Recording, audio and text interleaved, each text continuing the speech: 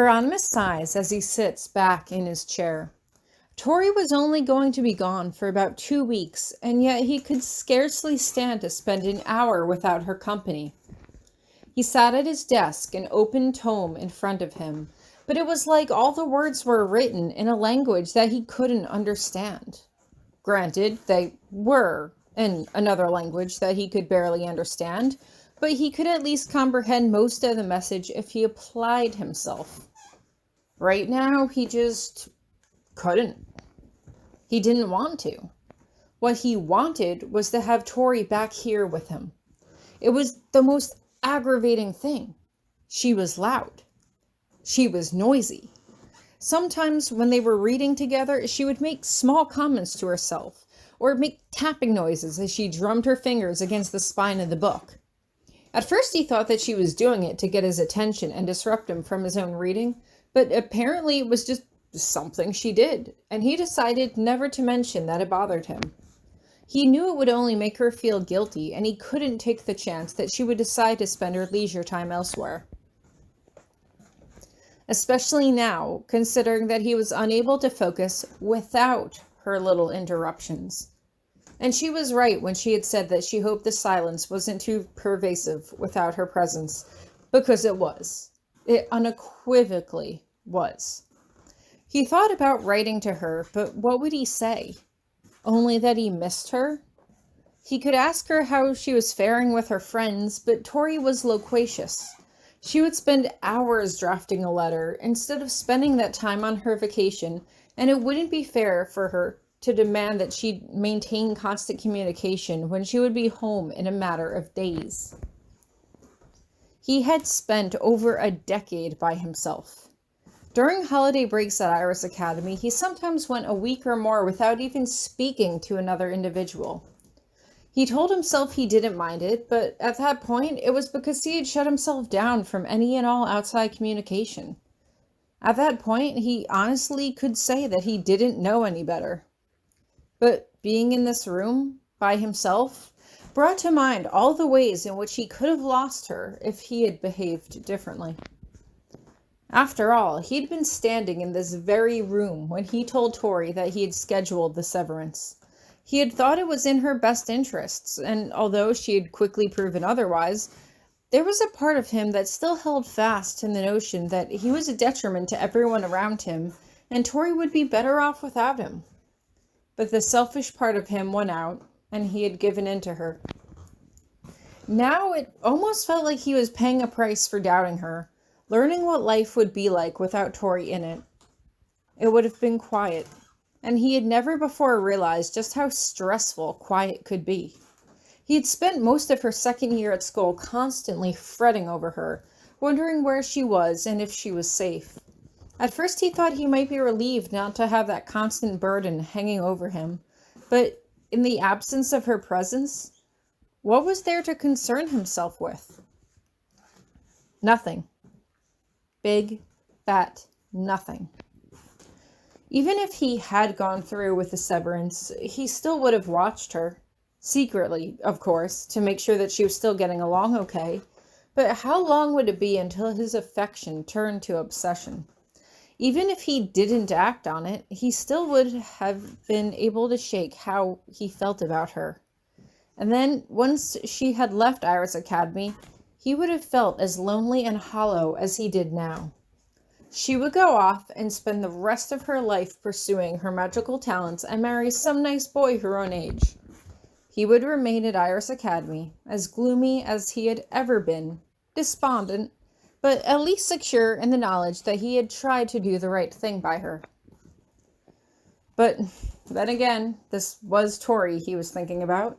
Even if he had forced her to go through with the severance, was there a chance she was going to give up on their relationship? Or would she simply use it as a way to restart their relationship, starting at dating and working their way slowly back to the marriage they had just severed? Tori was stubborn and tenacious, and if there was something she wanted, she wouldn't stop until she had it. And that meant him. She had chosen him. And he had a chance to do right by her, right now. Sure, he could let her go off and marry some boy her own age, but that was no indication that he would treat her the way she deserved. He could offer her anything she wanted. He had the experience and education to help her pursue any field of study that she wanted. He had the patience to keep her fire grounded. He had the money to allow them to live anywhere in the world she desired. Somewhere along the line, it became clear to him that if he wanted Tori, he didn't have to push her away to make sure she got her happy ending. If he really wanted her to have it, he could make sure that she did. And what was better? He could be a part of that happiness and let it infect him as well. They could both get what they wanted and be happy together. And it was only Tori who allowed him to see that. He had gotten lucky. Extremely lucky. Sometimes it almost surprised him how perfectly everything had worked out. Potsdam had been hinting at him for the past year that he should find a wife and settle down before he grew too old, but he had rebuked any intrusions into his personal life, all the while knowing that she was probably spurred on by his father, who was still adamant that he return to England and take up his government seat. At first the thought seemed abhorrent, but hadn't it always been Violet who rebuked that way of life? Where did his own opinions stand on the matter? He wasn't sure. If Tori wanted him to do it, he would. He would do anything that Tori asked of him, he realized. Concern flashed across his thoughts, but he brushed it away almost as quickly as it had come. He said he loved her, but it almost felt like something much deeper than that. He was grateful to her. He hadn't realized what a sheltered, lifeless existence that he had been living until she helped unshackle himself from his former guilt. He would never be able to find the words to say this to her, but his feelings for Violet were just a pale shadow of what he felt for Tori. Even at their strongest, he could say he never felt this way towards anyone but her. But maybe that was who he was. He had never gotten close to anyone in his life. His father had abandoned him to a series of foster parents growing up, which put a stop to any attachments as he moved from one family to the next. Then, once away at school, he had met Violet, and she had occupied his every waking thought until the day she died. He had not formed any attachment, not even a friendship, or a long-term professional relationship with anyone else since that day. And now there was Tori, causing flowers to bloom in his garden once more. If anything happened to her, he didn't know how he would go on. He honestly didn't. Although she was only gone for 2 weeks, it felt like he was being given a window as to how dreary life would be without her in it. If she died, he didn't know how he would ever survive that loss. But then again, dying wasn't the only way to lose someone. Tori was a wild seed, and she was still more or less ignorant of the many magical customs that he was exposed to from birth. He had done his best to educate her, to protect her, but what if she accidentally violated an oath that she didn't realize she made? Her magic stripped, she would be sent out into the world as someone without her memories of her magic, of her friends, and of him. The thought made him nauseous. Would he let her go? Or would he continue to watch her from the shadows, watching her live her life without her magic as she did just several years ago? She had been raised in that life, and she would have no problem adjusting to the technology and culture of the society she had been raised in. A sudden thought occurred to him, something so frightening he almost couldn't believe it had flitted across his brain. He didn't have to lose her. He could join her. He could have all of his magic wiped and join Tori in a non-magical world. But he had spent decades studying magic and had isolated from technology and the outside world for decades. Would he be able to become accustomed to such changes? Would he be willing to let a lifetime of experience and education go to waste to continue his relationship with some girl? But she wasn't some girl. She was Tori. He closed his eyes and felt for the stone around his neck. He was afraid.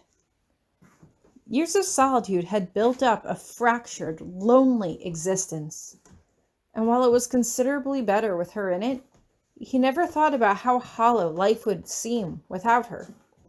He suffered the same ills of any man who had finally achieved what he desired. The fear of losing it, of losing her. Her mere presence seemed to eradicate most of his fears. When she was here, just lying on his bed and writing in her diary, he couldn't imagine any way that their relationship would end.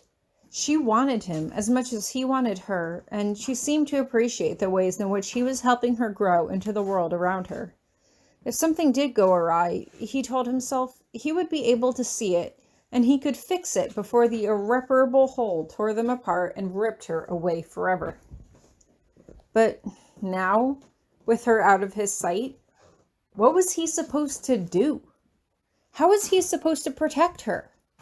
Moreover, how was he going to get through the next few days without her? She was right when she had said that he was just as much a teenager inside as he was.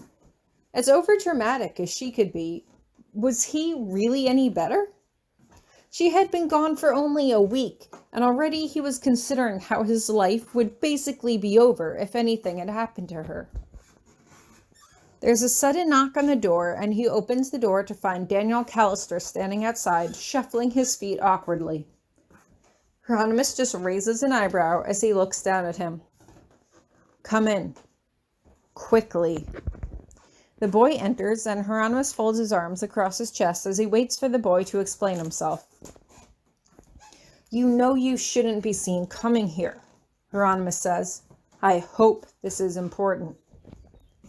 "That's why I waited until nightfall," Daniel explains. "I was just wondering if you knew when Tori was coming back. She said she was going on vacation with her friends, but I don't know how long she's going to be gone for."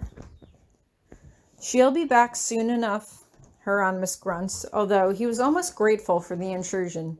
This would give him an excuse to write to her and tell her that the Callister boy was missing her instruction. Then again, it would only make her feel guilty for leaving, and he immediately decided against it.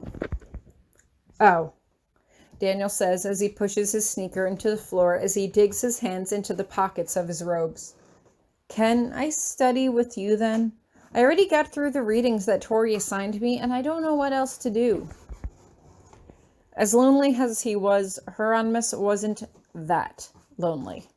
He purses his lips as he considers his options. "Miss Cochran is available for tutoring in the library," he says at length. "I suggest you go to her and express your desire for further education."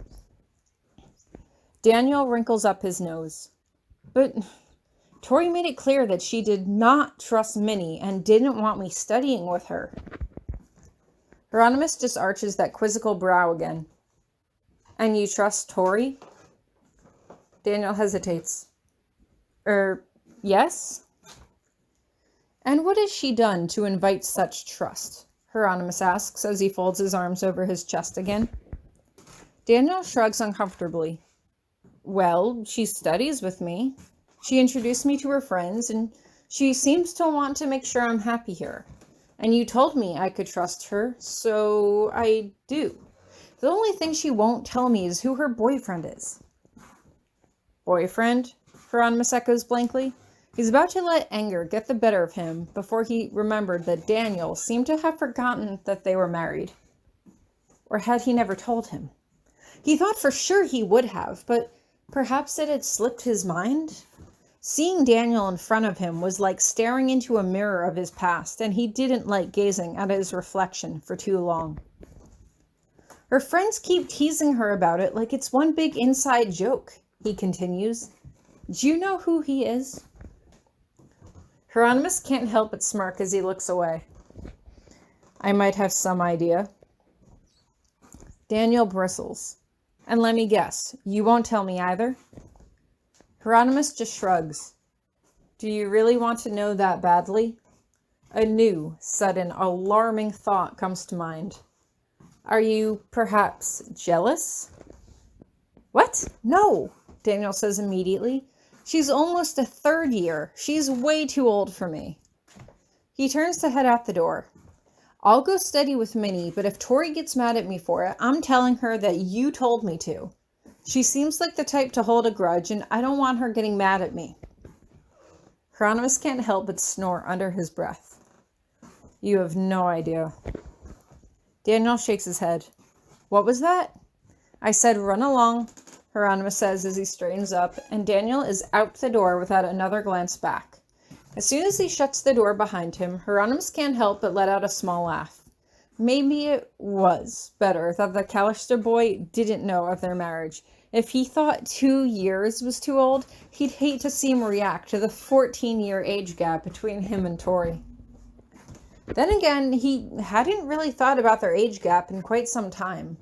Maybe he was emotionally immature, or maybe Tori was exceptionally mature for her age, or possibly some combination of the two, but it simply stopped being an issue for him. Like many of the reservations he had about their relationship, they simply melted away as Tori put most of his fears to rest.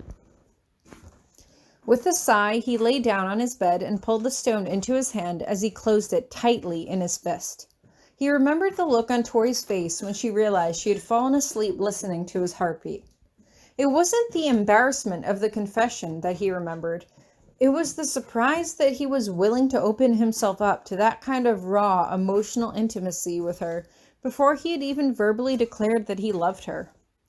He didn't think he loved her back then, but maybe he had loved her from the moment he first laid eyes on her and just didn't know that he did. What would Tori say if she knew he was having these thoughts? Not that he would ever admit them to her, but how would she feel to know that he was spending day after day, hour after hour, just reflecting on how much his life had changed since she had come to know her? What would she say? He can imagine her girlish giggle along with her voice. No one should do this much deep thinking on an empty stomach. Suddenly his stomach growls and he realizes that it's been at least a full day since he had eaten anything. Without Tori there to remind him, it simply hadn't occurred to him. Even when she wasn't there, even just the mere thought of what she might say was enough to bring him back to himself. With a frustrated, embarrassed groan, he put 2 fingers on his forehead and used the sleep spell to knock himself out until morning. Hopefully, the first rays of sunrise would return his rational mind and leave all of his fears in the shadows in the night where they belonged. It wouldn't erase them completely, but as he held his stone tightly in his fist, he almost believed that they could. Tori would be back soon enough. He could survive until then. He was almost sure of it.